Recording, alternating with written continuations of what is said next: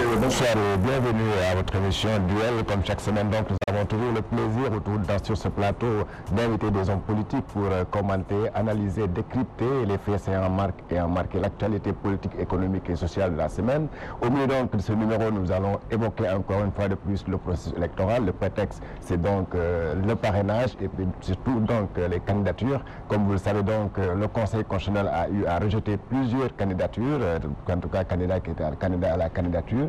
Alors la semaine dernière, au second tour de vérification, il y avait 3 candidats qui devaient passer devant le Conseil constitutionnel pour rectifier certaines irrégularités contenues donc dans leur dossier. Il s'agissait de Maître Madi Kenya, de Malik Gakou et de M. Idriss Seck. Au final donc, ce mardi dernier, donc, le Conseil constitutionnel a juste validé 2 candidatures. Il s'agissait de celle de Maître Madi Kenya et d'Idriss Seck. Et celle de Malik Gakou a été donc recalée. Donc, M. Malik Gakou, comme tous les autres aussi candidats à la candidature qui ont vu leur dossier rejeté, ont donc déposé des recours. Alors, plusieurs recours donc sont aujourd'hui devant le Conseil constitutionnel. La question, c'est quel effet ces recours auront-ils sur la tenue de la présidentielle le 24 février. Est-ce que ces recours vont donc passer ou bien certaines candidatures seront obligées donc d'être rappelées et pour compléter donc les 5 premiers candidats qui sont passés. Les 5 qui sont passés, vous les connaissez, c'est de M. Macky Sall, de Karim Wade, de Khalifa Sall, de Issa Sall et de M. Ousmane Sonko. Alors aussi nous allons donc rester toujours dans le sillage de la présidentielle. Le prétexte c'est tout simplement ce climat de tension qui règne avec les attaques entre candidats de l'opposition, notamment les plus en vue, c'est les attaques entre l'APR, pour ne pas dire la moisse présidentielle, et le cas de M. Ousmane Sonko. Et ce qui a d'ailleurs amené le Forum civil, certaines organisations de la société civile à attirer l'attention des uns et des autres pour qu'on ait des élections apaisées, tranquilles et transparentes. Certains même, c'est sûr que les élections, en tout cas certains candidats, auraient suggéré à leur père de boycotter tout simplement cette présidentielle. Alors pour évoquer toutes ces questions, nous avons le plaisir de recevoir ces plateaux, 2 responsables politiques. Là, c'est M. Ousseynou Diouf, il est membre donc, de la cellule des cadres de l'APR. M. Diouf, bonsoir. Bonsoir. Avec vous sur le plateau, nous avons aussi le plaisir de recevoir un autre homme politique. Il s'agit de M. Serine Thiam, il est membre du cadre du Grand Parti. M. Thiam, bonsoir. Oui, bonsoir Georges. Alors, je vais commencer par vous, M. Thiam. Votre candidat a été recalé à la suite donc, du 2e tour de vérification des parrainages. Quel commentaire en faites-vous? Bonsoir Georges, je salue aussi mon vis-à-vis M. Diouf. Permettez-moi d'abord de présenter encore mes condoléances pour profiter de cette occasion par rapport au rappel à Dieu du président Sidi Lamine Niasse. L'occasion ne m'avait pas encore offerte pour le faire et nous prions Dieu pour que son âme soit vraiment recueillie au paradis. Et je profite aussi de cette occasion, on est dans le nouvel an pour souhaiter bonne et heureuse année à tout le monde, aux Sénégalais, à tout le monde, sans exception, et qu'on prie pour que la paix règne dans nos cœurs, pour que la paix règne dans nos esprits, pour l'intérêt de tout un pays.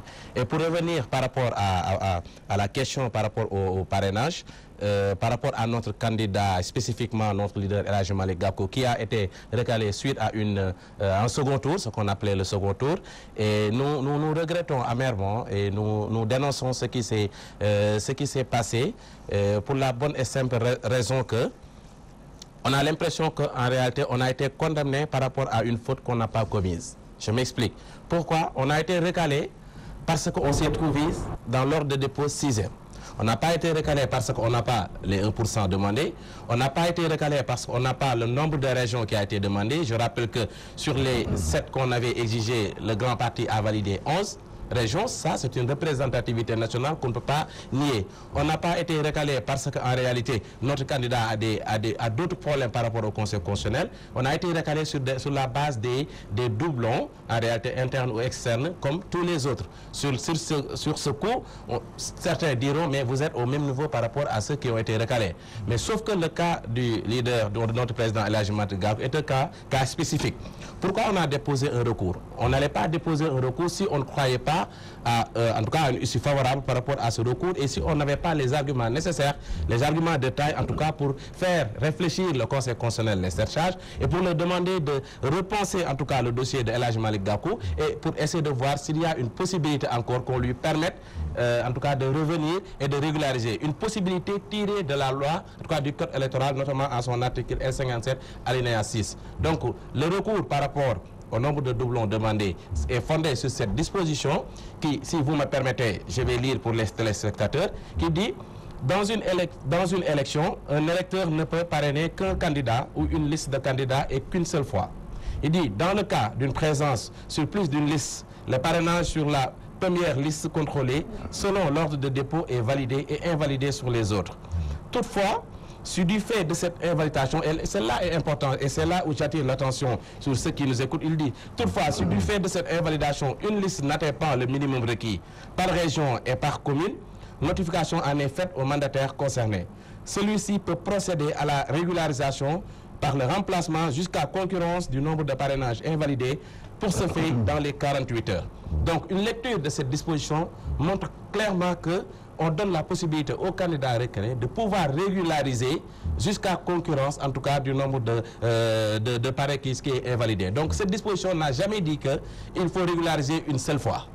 C'est une interprétation qu'on est en train de faire. Il dit jusqu'à concurrence si la régularisation peut permettre d'avoir le minimum requis. Et le président Malick Gakou se trouve à ce niveau. Parce que à la première... Vous voulez dire qu'un candidat recalé peut revenir autant de fois qu'il voudra jusqu'à atteindre... Si toutefois le nombre en tout cas, qu'on lui demande pour régulariser peut lui permettre d'avoir le minimum requis. Et on est dans cette situation. Parce qu'à la première vérification, on devait combler avec 8888, ce que le président Malick Gakou a déposé avec aisance parce qu'on avait plus de 40 000 par rapport à un stock. Mais sauf que la difficulté se trouvait à un moment où on ne vous donne même pas la possibilité d'avoir les erreurs qu'on avait pu commettre par rapport au doublon, la possibilité de ne pas les faire quand on régularise encore avec les 8888.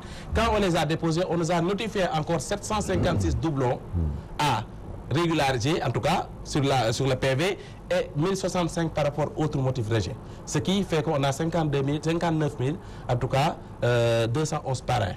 Ce qui fait quoi? Que 756, c'est le nombre qu'on devrait régulariser sur les doublons simplement, alors que le grand parti a besoin de 546. On a ce stock. Donc l'idée de recours se fonde sur cette disposition de l'article L57. Et si toutefois on n'avait pas 546, on se retrouve avec un stock de 400, on ne pourrait pas faire un recours. Parce que même si on nous demande de revenir, on n'aura pas le gap des 0,8%.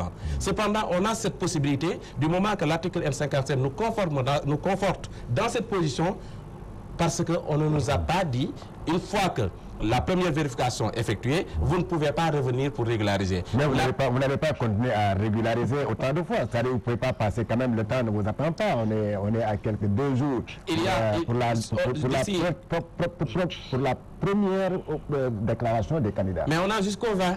Si la possibilité, le temps nous le donne jusqu'au 20, le 20, personne ne peut le faire, c'est un délai. Mais le problème est que, du moment que la loi nous permet de le faire une interprétation, même si c'est à 1000 fois qu'on a le stock nécessaire, on devrait retourner pour régulariser. Parce qu'en réalité, c'est malheureux qu'on puisse recaler un candidat de la trempe de la posture de El Hadji Malick Gakou sur la base de doublons alors qu'il dispose du stock nécessaire pour régulariser cela. Si l'article L57 était clair dans sa rédaction et en disant que une fois que la première régularisation est effectuée, le candidat concerné ne pourrait revenir pour faire cela. Là, on aurait compris. Mais l'article ne l'a pas dit.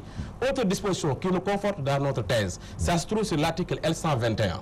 Pour résumer, pour expliquer l'article L121, l'article L121 se base sur quand on vous notifie le nombre de doublons par rapport à cela, si vous ne pouvez pas avoir le minimum requis avec la régularisation, ça vous êtes out. Mais s'il y a la possibilité d'avoir toujours le seuil minimum, ainsi de suite, vous pouvez régulariser. Et ça, l'article L121 conforte encore le candidat El Hadji Malick Gakou par rapport à son recours. Parce qu'il est dit, à l'issue de l'instruction, le Conseil constitutionnel procède 43 jours avant le premier tour du scrutin à la notification aux mandataires concernés des dossiers déclarés invalides à cause d'un parrainage sur plus d'une liste. Si ce fait va entraîner la non-obtention du minimum requis par région et dans au moins 7 régions, si ce fait, donc nous, on ne se trouve pas dans cette condition. Oui, mais M. Thiam, écoutez, c'est-à-dire que là, si on permet, par exemple, à M. Malick Gakou de revenir autant de fois pour régulariser, c'est-à-dire qu'il va falloir le faire pour les autres, parce que tous les autres candidats ont déclaré avoir au moins 500 000, donc on dit 700 000 parrains, donc on dit 40 000. Donc ça veut dire que on va recommencer à zéro. Oui, mais si cela va le sens du respect de la loi, permettez aux Sénégalais candidats, ceux qui ont bénéficié de la légitimité populaire, ceux qui ont sélectionné l'ensemble des régions, des communes et des départements, si c'est dans le sens du respect de la loi, qu'on ne se précipite pas, on leur permet de faire ça. Mais sauf que les premiers recalés, si je ne me trompe pas, avec les rejets, ils n'ont pas, même s'ils régularisent, ils n'atteindront pas les 0,8%. Notre candidat ne se retrouve pas dans cette situation.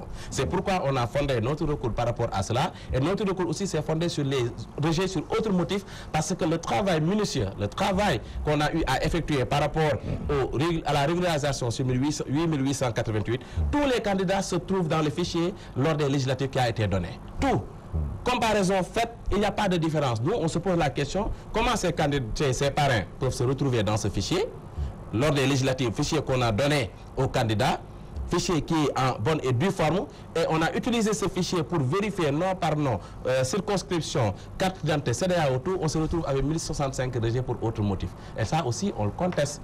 Donc, du moment qu'on a la possibilité de faire un recours, le Conseil constitutionnel n'a qu'à respecter, en tout cas, ce délai, qui est un délai légal, qui est un délai qui a été donné par le code électoral. Je pense qu'à ce niveau-là, on ne se précipite pas. Laissons le temps au Conseil constitutionnel pour qu'il repense le dossier de El Hadji Malick Gakou, parce que les arguments qui ont été donnés dans ce recours, en tout cas, s'ils ne sont pas téléguidés ces 7 charges, je pense que le candidat Malick Gakou sera rappelé pour régulariser encore ces doublons. D'accord. Alors, M.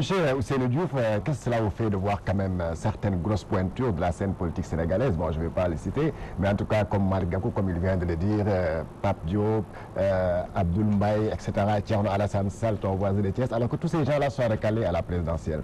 Okay. Merci beaucoup, Georges. Bon, je m'associe tout d'abord aux condoléances par rapport à la disparition de votre PDG, M. Lamine Niasse. Nous prions pour que le bon Dieu puisse l'accepter dans son paradis. Et je salue tout en même temps mon co-débatteur Thiam. Par rapport à la question que vous venez de m'interpeller, effectivement, c'est dommage de retrouver de grosses pointures de la politique sénégalaise telles que Malick Gakou recalé. Parce que cela pourrait se passer autrement. Mais il y a la réalité aussi des faits. Et la réalité du parrainage qui entre en vigueur.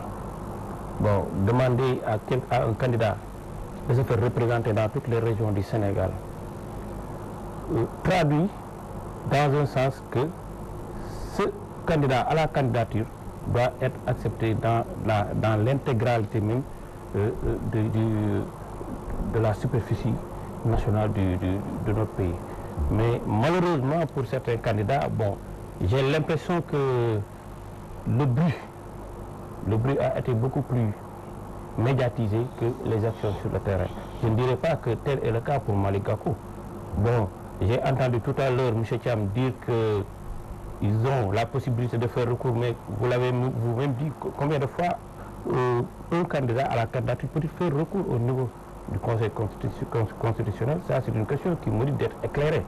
Parce que si on l'accepte pour Malick Gakou, on devrait l'accepter aussi pour les autres candidats qui ont été recalés. Mais et cela jusqu'à quand? Parce qu'il y a un temps qui nous est imparti par rapport à la tenue des élections. Il y a un temps pour confectionner, les imprimer et tout ce qui est matériel. Et un temps pour officialiser les candidats. Officialiser les candidats. Ça se fera le 20. Et tout juste aussi aller droit vers le jour des élections. Donc on ne peut pas se permettre vraiment de jouer avec le temps. Peut-être qu'il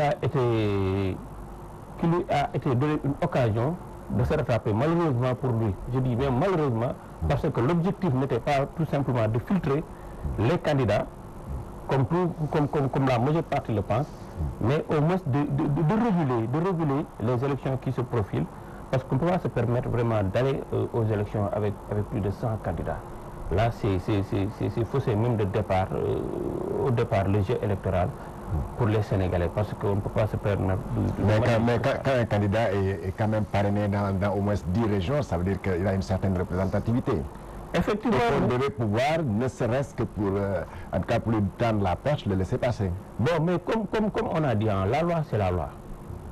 On ne peut pas faire des faveurs à Malick Gakou et l'empêcher aux autres. Malheureusement, c'est la raison pour laquelle je dis malheureusement pour lui, un candidat comme Malick Gakou, vraiment, on aurait même, nous gens de la paire, on aurait même voulu qu'il fasse partie même des candidats aux élections. Mais malheureusement, la loi sur le parrainage est tombée sur la tête et on est obligé de respecter la loi. Voilà, alors, M. Thiam, c'est pas seulement Malick Gakou qui a déposé un recours, il y a plusieurs candidats. En tout cas, la majeure partie des candidats qui ont été recalés ont déposé des recours, sinon ont annoncé des recours. Alors, quel impact ces recours pourront-ils avoir sur la tenue des élections le 24 février, parce qu'il y a une date? Oui, effectivement, il y a une date, à savoir le 24 février 2019, et nous prions le bon Dieu pour qu'on puisse y aller sereinement, parce qu'il y a des germes de blocage qui sont déjà là, et peut-être on va y venir avec l'annonce que vous avez eu à faire. Mais je réponds simplement pour dire que, fondamentalement, il faut qu'on essaie de comprendre que ce n'est pas une faveur qui a été faite par rapport à un candidat.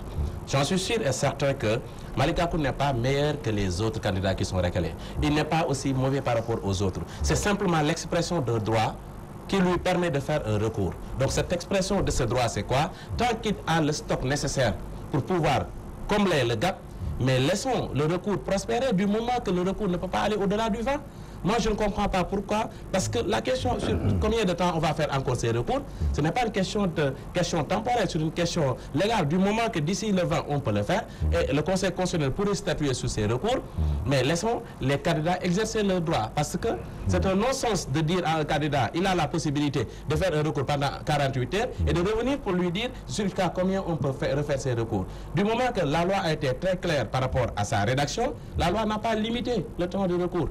La loi n'a pas dit la première vérification simplement avec les 8888 concernant Gakou. La loi a simplement dit du moment que tu peux concourir tu peux remplacer jusqu'à avoir le minimum requis, tu peux faire des recours. Donc c'est au législateur peut-être qu'il faudra dire que cette loi, il fallait peut-être cadenasser cette loi, montrer carrément qu'une fois que la première vérification, on ne pourrait pas revenir. C'est des recours qui sont déposés par d'autres candidats qui sont dans le droit et qui pourraient impacter sur le scrutin. Parce qu'en réalité, quand il y a des recours, c'est parce qu'il y a les germes de contentieux préélectoral qui va se suivre le jour du scrutin et qui va continuer après la proclamation des résultats. Et tout cela, c'est dû à quoi?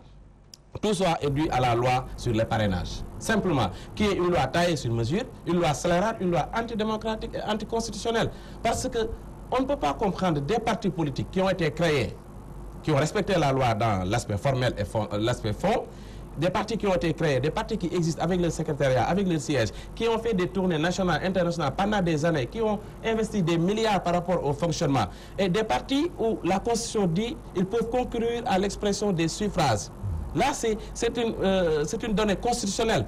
Et une loi qui vient pour bloquer tout cela et recaler des candidats qui ont occupé des fonctions de Premier ministre, des fonctions de Premier ministre, qui ont occupé des fonctions de président de conseil régional, des fonctions de maire. Beaucoup de candidats qui ont été recalés, c'était des candidats que les Sénégalais ont connus dans l'exercice de l'administration. Moi, je ne comprends pas par rapport à une loi, simplement, qu'on a taillé sur mesure pour éliminer des candidats simplement.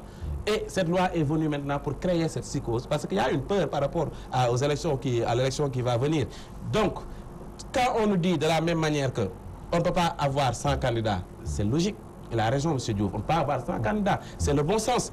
Mais aussi, il faudra condamner, avant même que le Conseil constitutionnel ne se prononce, qu'un ministre ou bien se lève pour dire qu'on n'aura que 5 candidats. Et la situation montre cela. On a 7 candidats avec une probabilité qu'on puisse retirer Khalifa Sall et Karim Wade. On se retrouve avec 5 candidats. Coïncidence ou pas, on ne sait pas. Donc ça aussi, il faut condamner fermement. Est-ce que le Conseil constitutionnel est téléguidé? Est-ce que le Conseil constitutionnel a les bras liés? Est-ce que le Conseil constitutionnel travaille vraiment avec une indépendance parfaite? Ça, j'en doute fortement.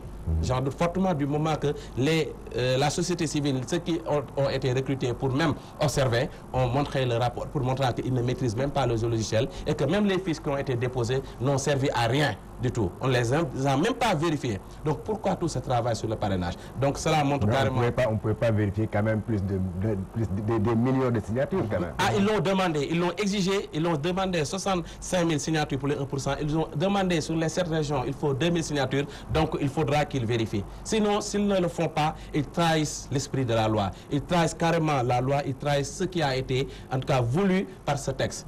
Donc, les candidats qui se sont opposés avec le parrainage ont aujourd'hui raison, parce que le parrainage a montré ses limites, les acteurs qui l'ont fait ont montré leurs limites, et ceux qui ont, en tout cas, été utilisés pour faire ce filtrage par rapport au parrain aussi ont montré leurs limites. Donc tout cela montre des germes de violence avec les recours qui ont été déposés, avec les réponses même qu'on peut anticiper par rapport au Conseil constitutionnel qui va rejeter tous les recours parce que sa compétence se justifie par rapport à un rejet tout le temps continuelle des recours au sein de ce service. Dommage, j'espère que le cas de Malick Gakou fera une exception avec une analyse minutieuse de cette disposition qui lui permet encore d'avoir les 756 à régulariser alors qu'il y en a besoin de 546. Donc croisez les doigts, peut-être que le Conseil constitutionnel va vous donner espérons. la chance. Alors, M. Ousseynou Diouf, alors le Forum civil cette semaine a relevé quand même une rupture d'égalité des candidats à la candidature devant les règles du jeu. Je m'explique, il dit par exemple, le Forum civil dit par exemple que les candidats sont à Macky Sall, a eu peut-être droit au fichier alors que les autres n'ont pas eu droit à ce fichier-là et donc c'est pourquoi donc il n'a pas eu de problème avec le parrainage. Non, vous savez ce que vient de dire... Je rappelle que l'opposition a toujours demandé à avoir accès au fichier pour pouvoir valider ses parrainages. Mais la loi, elle est claire. L'opposition ne peut pas avoir accès au fichier à moins de 15 jours des élections. C'est ce que la loi... Mais est-ce que votre candidat n'avait pas accès au fichier? Non, je ne pense pas. Mais si. Je ne pense pas, non, pas du tout. Ce ne sont que des paroles qui sont jetées à l'air. Oui, mais le ministre de l'Intérieur est patron du fichier. Non, mais écoutez, c'est vrai, c'est le ministre de l'Intérieur qui gère les travaux du fichier. Mais cela ne veut pas dire qu'il le détient à sa propre guise et qu'il le manipule. Non. Au moment opportun, tous les candidats disposeront du fichier. Même le président Macky Sall, qui est candidat, disposera du fichier au même temps que tous les autres candidats.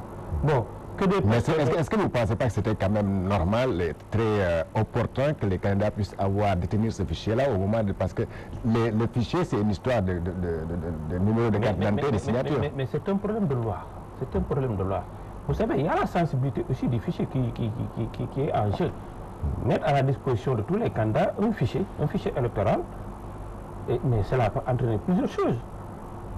Il y a la nécessité de sécuriser aussi le vote. C'est la raison pour laquelle la loi dit qu'on ne peut pas mettre à la disposition des candidats le fichier électoral à moins de 15 jours des élections. Mais par contre, dire que le président Macky Sall... Non, on n'a pas besoin de tripoter les fichiers parce que nous, notre coalition vraiment est une coalition qui est bien représentée partout dans le Sénégal. Et nous savons bien ce que le bilan du président Macky Sall pèse actuellement. Et nous-mêmes, nous sommes jetés sur le terrain politique et nous savons que ces élections, vraiment, Inch'Allah, avec de Dieu, nous serons favorables. Non, on n'a pas besoin de tripoter les fichiers, ou bien de regarder, ou bien d'en faire un usage qui est contre ce que dit la loi. Mais je dis que, par rapport au fichier, que ces opposants gardent le mal la patience et le moment venu, ils disposeront de ce fichier et l'exploiteront dans le temps pour vraiment essayer de déceler tout ce qu'ils pourront trouver comme faille là-dedans. Alors, est-ce que, M. Thiam, par rapport à tout cela, je reviens toujours au recours, vous ne pensez pas et vous ne craignez pas que ces recours puissent provoquer ou entraîner un report de l'élection présidentielle 24 février? Bon, fondamentalement... Ou bien que ces recours puissent impacter négativement sur le timing bien déterminé? Je ne pense pas par rapport au timing, parce que du moment que ces recours sont exercés dans un délai de 48 heures et que le Conseil constitutionnel aussi bénéficie de ce délai pour répondre simplement. À partir du 20... Mais attention, vous venez de dire que vous pouvez revenir autant de fois, parce que la loi aussi n'encadre pas... Oui, mais sauf qu'on ne peut pas dépasser le 20. C'est ça aussi le problème. Le 20, c'est dans une semaine, si je ne me trompe pas. Oui. On ne va dépasser le 20. Donc, du moment que aussi, même si le Conseil constitutionnel nous notifie par exemple que, oui, une lecture de cette disposition permet au président Malick Gakou, parce qu'il aura le gap, les 0,8%, de revenir, si le Conseil constitutionnel lui notifie par exemple cela et qu'on dépose cette régularisation, si on nous redonne encore une notification et qu'on va dépasser le 20, on ne pourra plus déposer.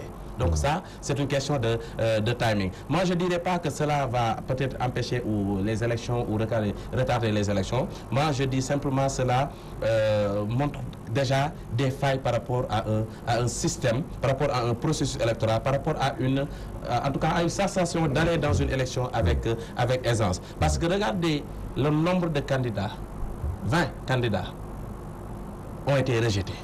Ces 20 candidats, vous pensez qu'ils vont croiser les bras et dire que oui, nous sommes des républicains, on a été rejetés. Mais de quelle manière? La lutte politique continue et c'est pourquoi actuellement ils sont sur le terrain en train de faire leur marche. De demander au président de la République de veiller au respect scrupuleux par rapport à la tenue des élections avec un tempérament paisible par rapport à tout cela. Donc ces recours ne vont pas impacter, je pense, sur un recul, mais l'idée même de la tenue des élections émerge est-ce que ces élections vont avoir lieu ou pas, mais c'est par rapport à des comportements des gens du pouvoir qui font de telle sorte qu'ils risquent d'avoir des tensions. Et quand il y a des tensions vraiment à une certaine hauteur, ce sera très difficile de tenir des élections. Regardez ce qui s'est passé récemment au Congo. Tout cela montre que quand on est président de la République, quand on gère une équipe gouvernementale, il faut être en réalité, avoir une attitude objective par rapport à l'opposition. Mais regardez ce qui se passe. Ce qui se passe, ce n'est rien d'autre que le résultat de l'expression de deux idéaux que le président Macky Sall a eu à développer, en disant que je vais réduire l'expression à sa simple expression. Je vais réduire l'opposition à sa simple expression. Et cette opposition va subir ma politique. Avec les déclarations incendiaires parfois du Premier ministre qui sort pour menacer, ainsi de suite. Mais ça, il est en train de le faire avec des gens avec qui il a eu à travailler. Donc moi je pense que dans cette ambiance, il sera très difficile d'aller vers une élection sereine si les règles du jeu ne changent pas. Et par rapport aux règles du jeu, un point fondamental, c'est ce fichier. Ils disent que le fichier, oui, on ne peut pas les donner aux candidats et 15 jours avant. Mais posons-nous la question honnêtement. Qu'est-ce qu'on peut faire 15 jours avant des élections avec un fichier qui comporte des millions de Sénégalais? Et quand on lui dit que le ministre de l'Intérieur ne l'a pas, le ministre de l'Intérieur a le fichier. Les gens du pouvoir, en tout cas le président de la République, même si c'est la loi qui l'interdit, ils ont en tout cas le fichier. L'opposition réclame depuis très longtemps le fichier. Ce n'est pas une question de loi, c'est une question de probité sur une question de loyauté. Du moment que vous êtes candidat par rapport de la même manière aux opposants, si vous détenez le fichier, donnez-leur le temps le fichier. Ce fichier a été tripatouillé lors des parrainages. Pourquoi je le dis? Moi j'ai parrainé, j'avais eu des feuilles de parrainage comme tout autre. Il est écrit nom, prénom, date de naissance, lieu de naissance, numéro 401, circonscription, ainsi de suite. On prend les cartes d'identité avec tous ces renseignements, la circonscription concernée, et on se retrouve dans le Conseil constitutionnel, on nous dit ce parrain ne figure pas dans la région, dans votre région indiquée. Et c'est impossible, parce que dans cette région indiquée que cette circonscription, sur la base de toutes ces informations que ce parrain a signé.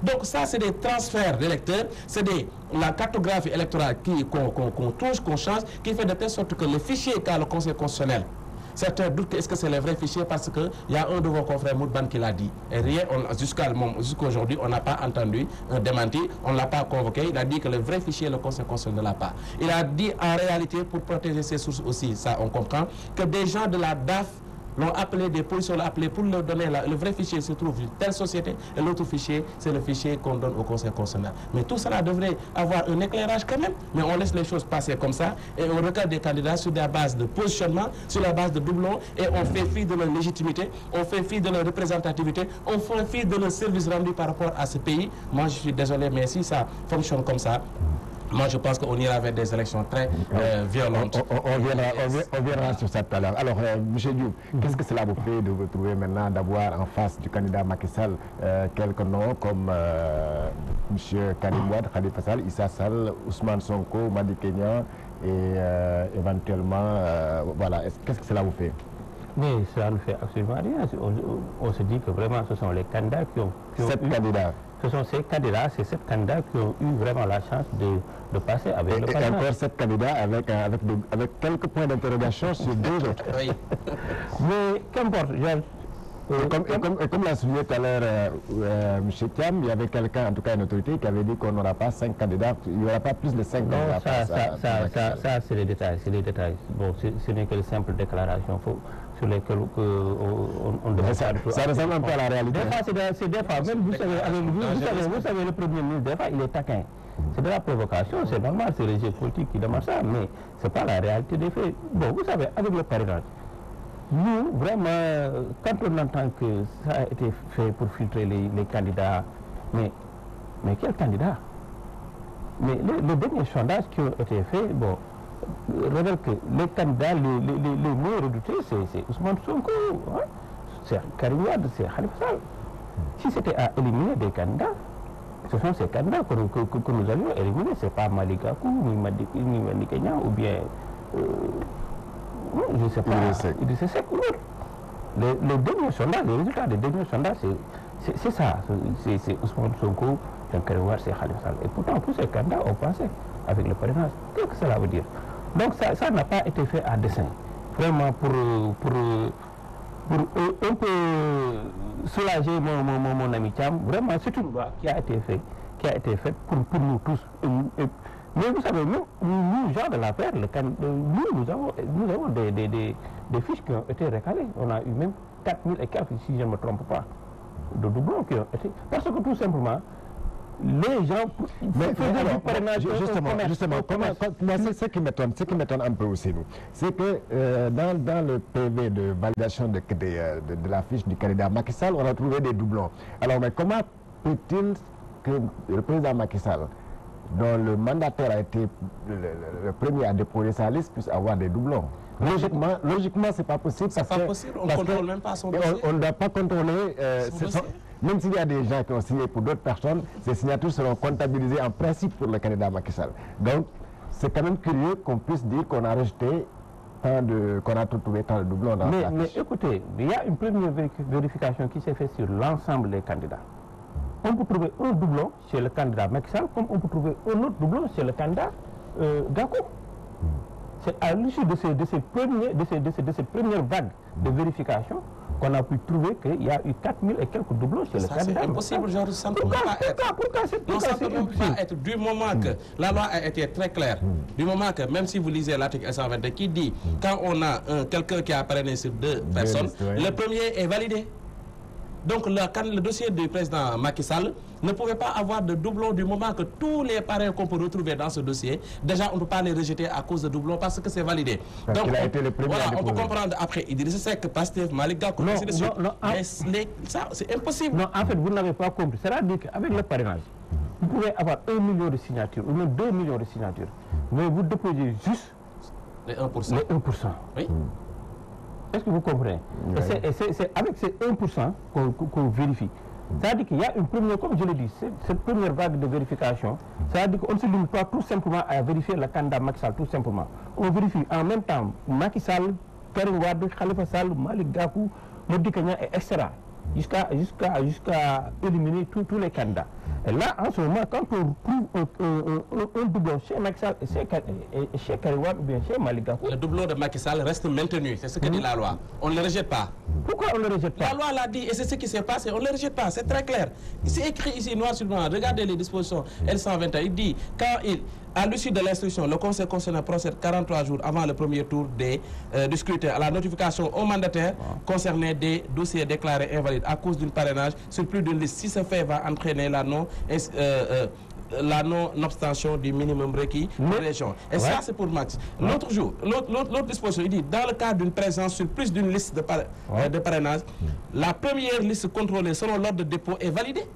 Mais là est validée sur les autres. La liste de Macky Sall est la première. Mais là, ce sont les doublons. Là, ce sont les doublons tout simplement. Mais il peut y avoir des erreurs de... Et ça, je suis d'accord. Voilà, sur ce côté, les 4000 peut-être c'est autre chose, pas de doublons. Bien de fausses signatures. Et ça, peut-être c'est 4000. Donc, c'est des cas, c'est pour vous dire que c'est des cas, c'est tout un ensemble de cas à vérifier. Donc, le Conseil constitutionnel qui a vérifié pour tous les candidats ne peut pas vraiment faire du candidat Macky Sall un cas particulier et laisser les autres cas. Mais je vous tranquille sur ce fait. Et vraiment, je suis désolé pour votre candidat.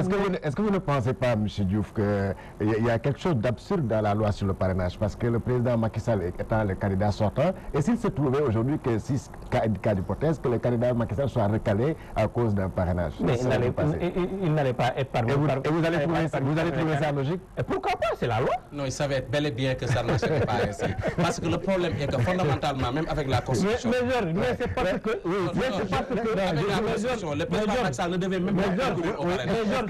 Est-ce que le président Macky Sall... C'est parce que nous, c'est la loi. Et certain qu'on n'allait pas... C'est parce que vous allez me dire que... Vous allez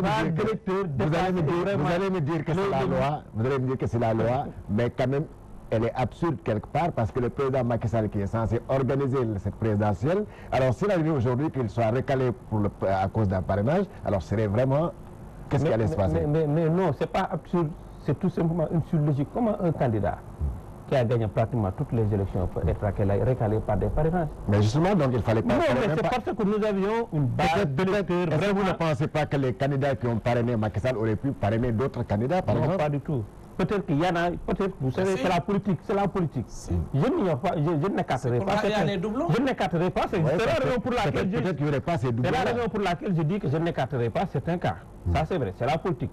Mais la majeure partie des électeurs du candidat Macky Sall sont conscients et n'allez pas parrainer les autres. Oui, mais il n'y aurait pas de doublon. Les quelques cas, bon, vous savez, les quelques cas qu'on a pu déceler, c'est parce qu'il y a des gens par-ci, par-là qui vendent des signatures, bien qui vous en avez acheté non, au niveau de la paire. Personnellement, non. Vous, au niveau de Thiès, vous l'avez non. En fait, Georges, le problème, c'est très simple. Eux, ils sont les saints, les autres, non. Ils ont investi tellement d'argent pour qu'on puisse recueillir des signatures. Ils disent le contraire. Nous, on était sur le terrain. Ce n'était pas facile pour eux. Hein. La preuve.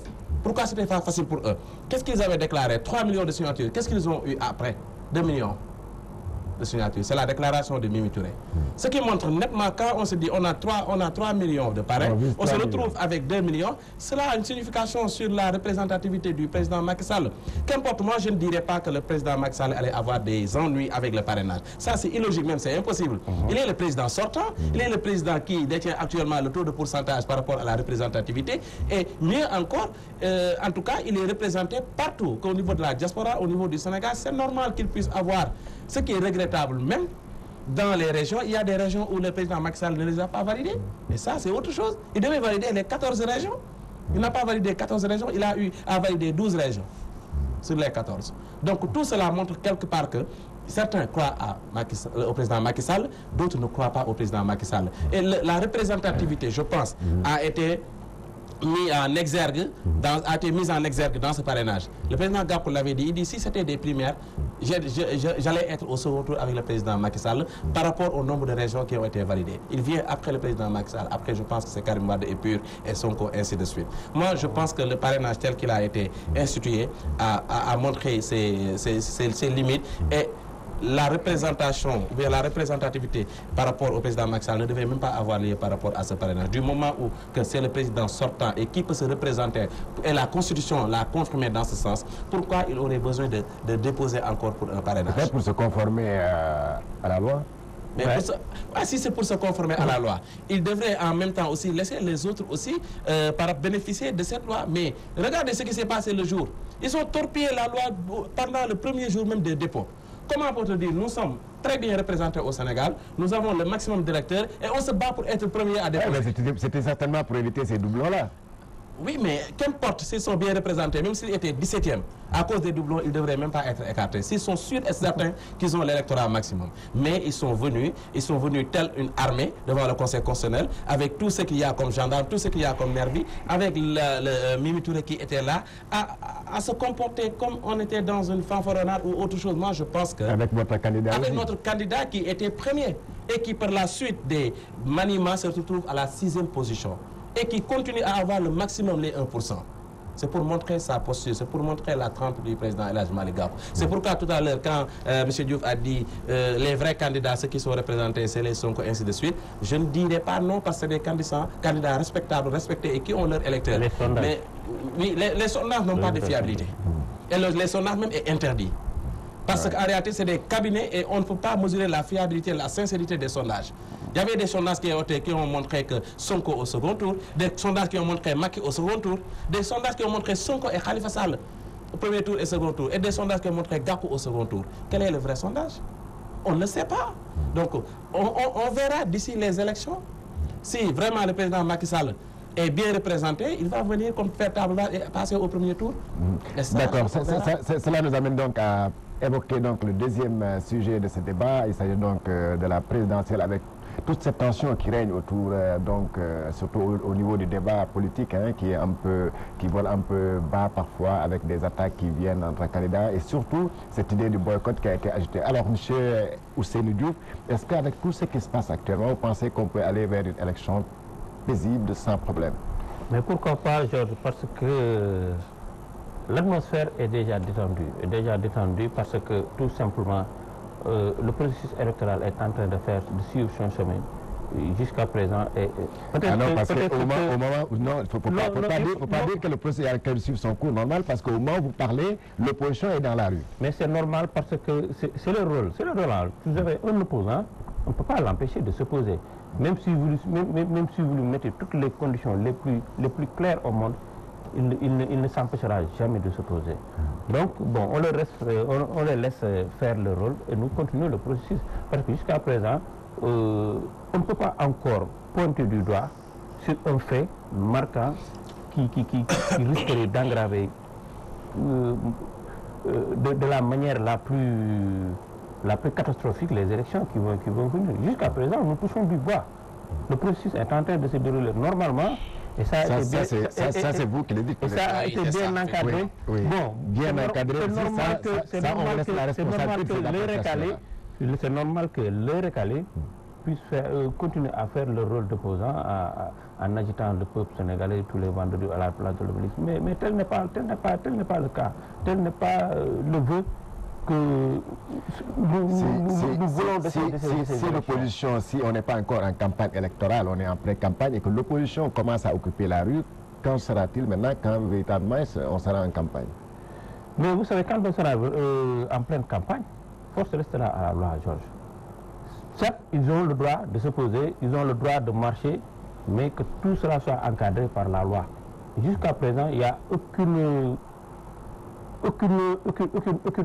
marche ou bien aucune demande de protestation de l'opposition qui a été vouée à l'échec totalement. Certes, il faut les encadrer, on ne peut pas tout le temps les permettre d'aller descendre dans les rues parce que finalement ça aurait l'image d'inciter même la population à la violence. Mais par contre, pour les cas pour lesquels on peut les laisser pour protester et demander à la population vraiment de les accompagner dans leur rôle, l'État leur a permis vraiment de se manifester. Mais il faut que tout cela soit régulé, comme je l'ai dit, par la loi et ne pas les laisser vraiment excéder dans... Alors, M. Thiam, est-ce que les ingrédients ne sont pas réunis pour qu'on aille vers beaucoup de contestations pré- et post-électorales? Mais c'est une évidence, Georges. Je comprends l'argumentaire de M. Diouf, c'est normal parce que en réalité, c'est eux, quand je dis eux, je parle le camp du pouvoir qui organise les élections et ils cherchent à rassurer. Mais ce qui est démontré sur le terrain, c'est autre chose. Il y a des points qui sont là, des points de discorde entre l'opposition et les gens du pouvoir. Le premier point, c'est quoi? Une opposition qui dit qu'on ne peut pas, on ne va pas aller dans des élections si on maintient le ministre de l'Intérieur, Aly Ngouille Ndiaye. On ne peut pas aller dans des élections. Mais là c'est finalement une chanson c'est presque un disque. Oui, c'est ça. Parce qu'en réalité, le président Macky Sall, lorsqu'il a fait son discours le 31 décembre, quand on lui a posé la question, il a dit avec sa formule qu'il maîtrise bien, il dit « Doumoko def, Doumoko def, Doumoko def ». Voilà, c'est ça. C'est comme si en réalité, alors que ce n'est pas cela. C'est une question de... je pense que c'est une question de sérénité. Du moment que lui, quand il a nié qu'il n'a jamais demandé à ce qu'on maintienne le ministre Ousmane Ngom, on lui a montré la vidéo. Il a demandé à ce qu'il ne peut pas être ministre de l'Intérieur et organiser les élections. Et en ce moment, le président Abdoulaye Wade, qui est un vrai démocrate, a nommé Cheikh Gueye comme responsable des élections. Dans ce même scénario, lui, il est président de la République. Il fait le contraire de ce qu'il avait prôné. Il maintient le ministre Aly Ngouille Ndiaye, un ministre qui est sorti devant la télé pour dire que je ferai tout pour qu'on puisse gagner les élections. Non, mais écoutez... non, ça, la vidéo est là. Si vous venez encore, on montre la vidéo. Il l'a dit. Il va tout... Parce qu'il est membre en même temps. Comment on peut être juge et parti?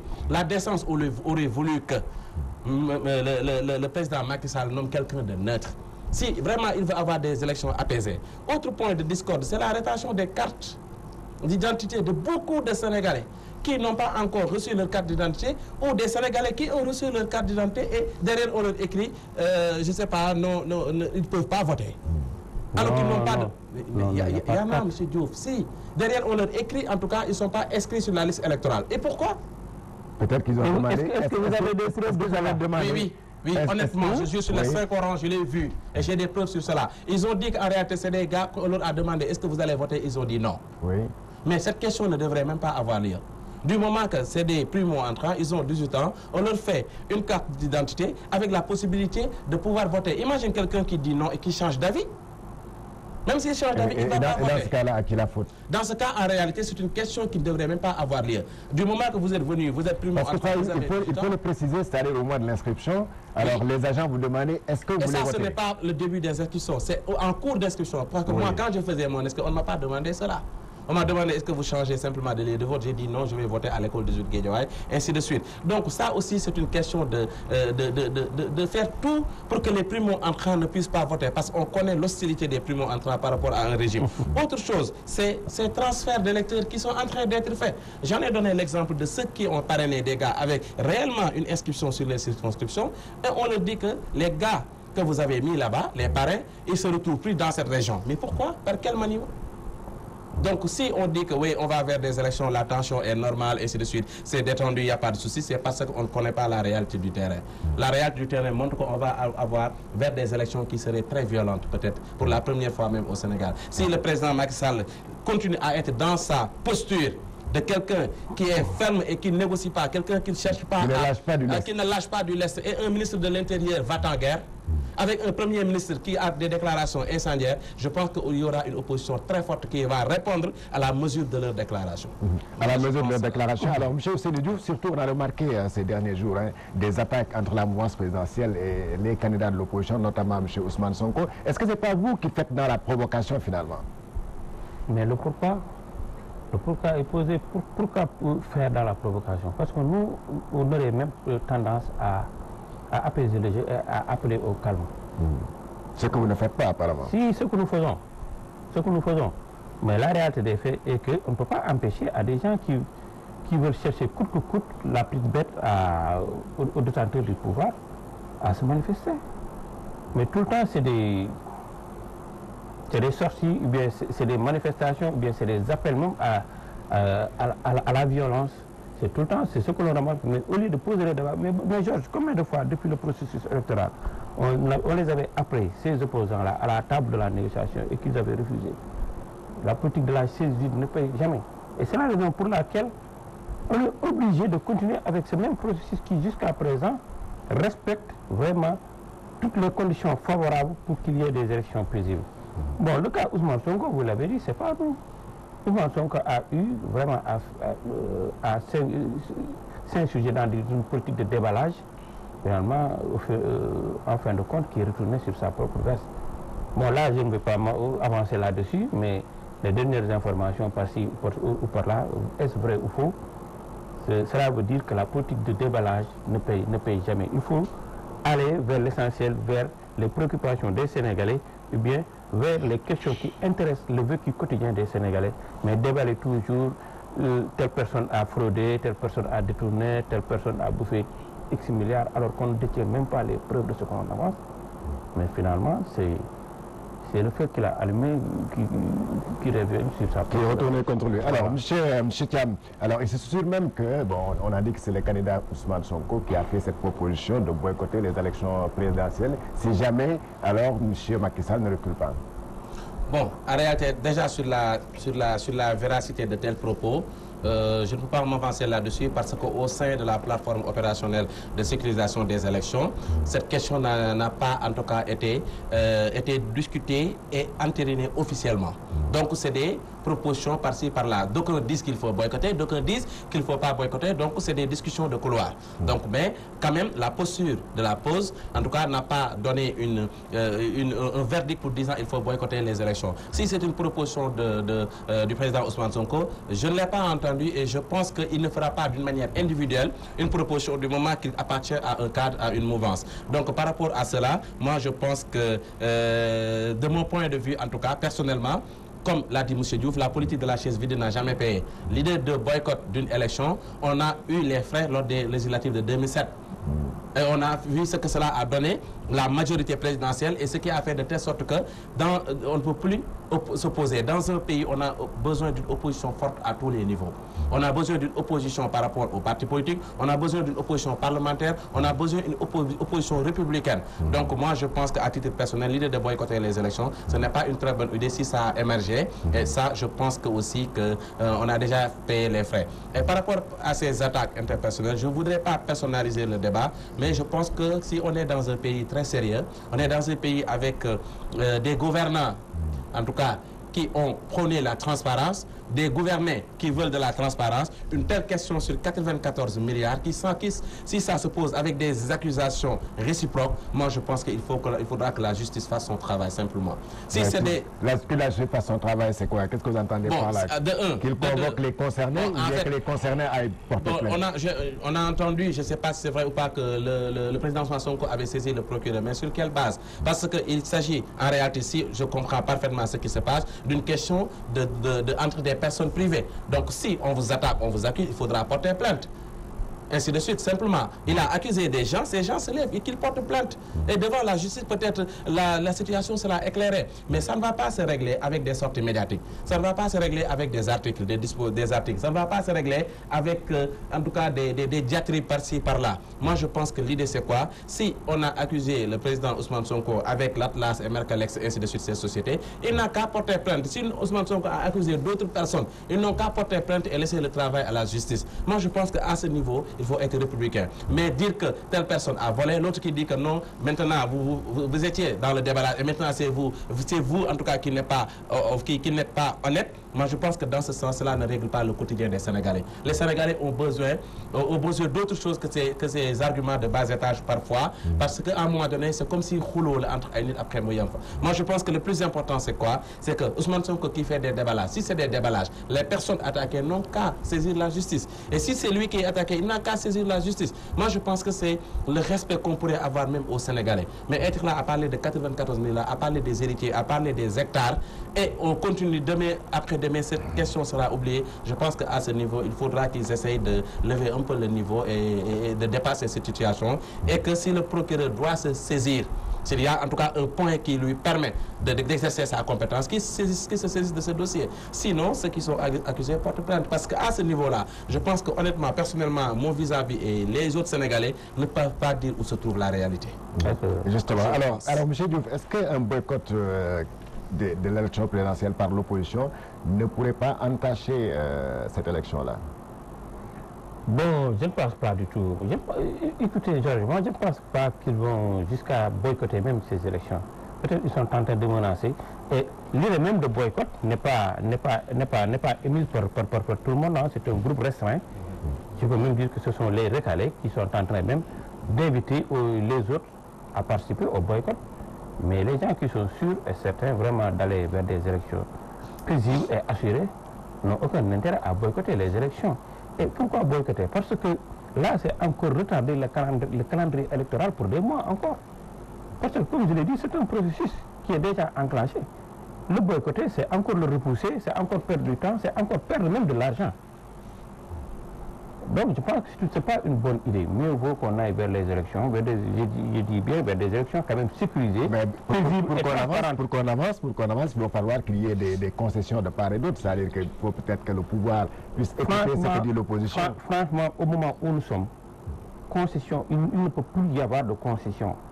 Là, actuellement, parce que même pour la nomination d'un ministre, d'une personnalité, la période de concession vraiment est dépassée. Comme le disent dans le jargon de lutteur, là c'est la seule chose qui se pointe. C'est même la nomination d'une personnalité pour gérer les élections, ça c'est dépassé selon vous? Est-ce que cette personne pourra maîtriser autant que le sortant le processus qui a été déjà enclenché? C'est une sensibilité vraiment pour laquelle on ne devait pas du tout jouer avec. Certes, même s'il fallait des concessions, il fallait les faire avant. Mais à un mois et quelques... Et là, à qui la faute alors si ça n'a pas été fait avant? Au camp du pouvoir? Non, il n'y a pas de faute. Il n'y a pas de faute. Parce qu'il n'est pas dit qu'un ministre de l'Intérieur ne doit pas du tout organiser des élections. Au contraire, c'est le ministre de l'Intérieur qui doit organiser les élections. S'il a la confiance de tous les acteurs. Par contre, moi je pense que l'opposition a tardé à éviter les détenteurs du pouvoir à s'associer, à négocier. Parce qu'ils ont toujours, comme je l'ai dit, ils ont toujours joué la politique de la chose vide. Ce sont des genres de questions qui se règlent auparavant, mais pas à 1 mois, 2 mois ou 3 mois de la veille des élections. C'est pas possible. Alors, c'est pas possible, c'est-à-dire qu'il y a certaines questions qui peuvent être réglées d'ici là. Est-ce que vous n'êtes pas en train véritablement de perdre du temps avec cette question du ministre de l'Intérieur? On ne perd pas du temps, même si on va réclamer cette situation jusqu'au jour des élections. On va exercer notre droit de vote, mais on continuera à réclamer. Parce qu'on est en train de dire une chose que la décence devrait permettre. Et l'opposition n'a pas commencé à parler du cas du ministre de l'Intérieur, Aly Ngouille Ndiaye, récemment. Cela a été toujours son combat. Depuis, il a dit le président Macky Sall devra nommer ou bien doit nommer quelqu'un d'autre qui est neutre pour les élections. Oui, mais il vous a donné sa réponse le 31 Il vous a donné sa réponse le 31 C'est sa décembre. réponse, oui, c'est sa réponse. Mais sa réponse de nous n'est pas une réponse d'un saint ou quelqu'un d'autre. C'est un combat politique qu'il faudra mener. On va mener ce combat politique. Pourquoi il s'entête à maintenir Aly Ngouille Ndiaye? Quelle est la garantie derrière? Pourquoi être un président têtu? Un président ne doit pas avoir la qualité de quelqu'un qui est têtu. Et que nous, on a un président, parfois en réalité, qui pense que même si on lui fait des suggestions, c'est des attaques. Mais ce ne sont pas des attaques du tout. C'est des suggestions républicaines et des oppositions. L'opposition a le droit de le faire. Et que lui aussi, il a le droit parce que c'est lui qui est élu. C'est lui qui est élu. C'est lui qui nomme qui il veut. Il a les pouvoirs propres, en tout cas, de nommer qui il veut. Mais c'est lui qui nomme ses ministres. Oui, c'est ministre. Et je parle, moi, voilà. je parle d'être gentleman, je parle d'être élégant dans la politique, je parle d'être décent, la décence dans la politique, parce qu'il est en train de dire le contraire de ce qu'il avait combattu. Donc moi, je ne comprends pas qu'est-ce qu'il y a derrière. Nommer quelqu'un d'autre chargé des élections, on a tellement de compétences dans ce pays. Si on dit qu'on va nommer quelqu'un qui ne va pas maîtriser le processus électoral, moi je pense que c'est un argument simplement, en tout cas pour ne pas faire ce que dicte en tout cas l'opposition dans sa globalité et qui va aller dans le sens d'apaiser les élections. Moi je pense qu'à ce moment donné, c'est là. C'est pas pertinent. Est-ce qu'on peut nommer actuellement un mais le problème, ce n'est pas un ministre qui sera indépendant. Mais le problème, ce n'est pas un ministre qui sera indépendant 100% du ministre de l'Intérieur, parce que le ministre de l'Intérieur, dans ses prérogatives, c'est lui qui coordonne les élections, c'est lui qui contrôle les élections, c'est lui qui est là. Même si on a quelqu'un de chargé des élections. Est-ce qu'on ne revient pas aussi en réalité, bon, d'une manière ou d'une autre, on peut revenir à la même chose si ces personnes qu'on pense être neutres allaient mêler avec le ministre de l'Intérieur. Mais puisque Wade l'avait fait, cela a apaisé les tensions. Et que lui, il se dit tributaire de la formation du maître Abdoulaye Wade, pourquoi il refuse? Moi, je ne comprends pas. Maintenant, on n'a pas confiance à ce ministre de l'Intérieur. Simplement, il a montré carrément que lui, il roule pour l'APR et il est un militant de l'APR. Donc, c'est lui qui, en tout cas, qui organise les élections, qui manipule le fichier après. Donc, comment peut-on faire confiance à un ministre de la sorte? Moi, je pense que si le président Macky Sall continue à s'entêter, c'est parce qu'en face, il pense simplement que l'opposition va simplement parler comme ça, mais l'opposition ne fera rien.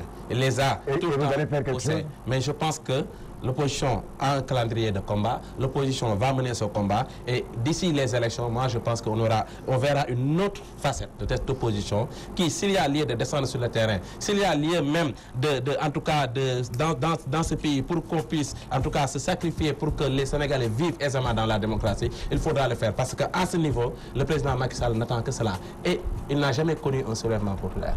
Et vous pensez que... Quand je vous dis que vous êtes en train de perdre du temps, je veux juste vous rappeler ce qui s'est passé en 2011 avec le président Macky Sall, quand certains candidats étaient à la place d'indépendance, que lui, il est allé en campagne. Le résultat des courses, c'est qu'il a gagné les élections. Et c'est ce qui risque de vous arriver si vous continuez à occuper la place de... Mais ça ne sera pas pareil du moment que tous les candidats, en tout cas ceux qui sont admis avec le parrainage, parce que pour le moment, on n'a pas encore de candidats officiels. Ceux qui sont admis, comme les autres, ont sillonné partout le Sénégal, 2 à 3 reprises et au niveau international de la diaspora. Moi, je pense que déjà, ils ont leur électorat, et s'il y a nécessité de rester et faire des marches, on le fera. Mais s'il y a nécessité de se déplacer dans les régions, on le fera aussi. Mais en tout cas, le président Macky Sall, qu'il le veuille ou pas, qu'il le souhaite ou pas, fera face à une opposition très forte. Une opposition très forte, Ousseynou, votre dernier mot. Est-ce que là, vous ne craignez, est-ce qu'il ne faudrait pas quand même qu'on fasse, je ne sais pas, vous dites qu'il ne faudrait pas des concessions, ou bien qu'il est trop tard de faire des concessions, mais est-ce qu'il ne faudrait pas quand même pour tranquilliser les Sénégalais? Comme je l'ai dit tout à l'heure, l'heure de faire de très grandes concessions est dépassée. Par contre, on peut jusqu'à présent quand même essayer de voir dans quelles conditions aller vers des élections apaisées. Aujourd'hui, il n'est pas aisé de truquer des élections dans ce cher pays. Moi, j'ai été président du bureau de vote, assesseur, superviseur. Je vous dis que les résultats tombent au même moment où les représentants des autres partis sont en train de les prendre. Il y a la presse qui est là. il y a les représentants, il y a les superviseurs. Ça, vous aimez, vous, du moins, vous aimez bien cette phrase-là, on ne peut plus voler des élections au Sénégal. Non, on ne peut plus voler des élections. C'est absolument faux. Je ne sais pas pourquoi. Que c'est faux. Je ne sais pas pourquoi. Je ne sais pas pourquoi il s'entête à vouloir changer de ministre de l'Intérieur. Parce qu'on ne lui fait pas confiance. Non, c'est pas une question de confiance. Non, c'est pas le ministre de l'Intérieur qui donne les résultats. Les résultats tombent. C'est vous-même que vous, dans votre centre de vote, vous détenez même les résultats avant même le ministre de l'Intérieur. Et ce qui s'est passé lors des législatives est très flagrant lors des législatives. Comment peut-on voler des élections dans ces conditions? Mais lors des législatives, Dakar a gagné, la mouvance de Khalifa Sall a gagné les élections, ils ont sorti des bébés à 3 h du matin. Je suis désolé, Thiam, tout cela n'est que parole de rue et des rumeurs, mais je vous dis que les résultats tombent au même moment dans l'intégralité du territoire national. Et c'est détenu par tous les responsables politiques. On ne peut pas maquiller les chiffres. Ça, c'est impossible. C'est un processus. C'est un processus. Oui. Le problème, ce n'est pas à 18h ou à 19h ou à 20h. Avec la présence des représentants. Là, c'est un point du processus. Le processus est comment?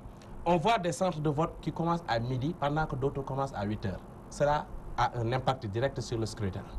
On voit des gens qui avaient été inscrits et qui se retrouvent dans un centre, on leur dit votre nom ne se figure pas sur la liste. Ma propre tante à Guédiawaye a subi cela lors des législatives. Je l'ai amené à l'école 18 alors qu'il y avait son récépissé et tout, son nom ne figurait pas sur les listes. Mais dans ces conditions, certains qui n'avaient pas leur carte d'identité, ça c'est un vol d'élection. C'est des choses qui sont là.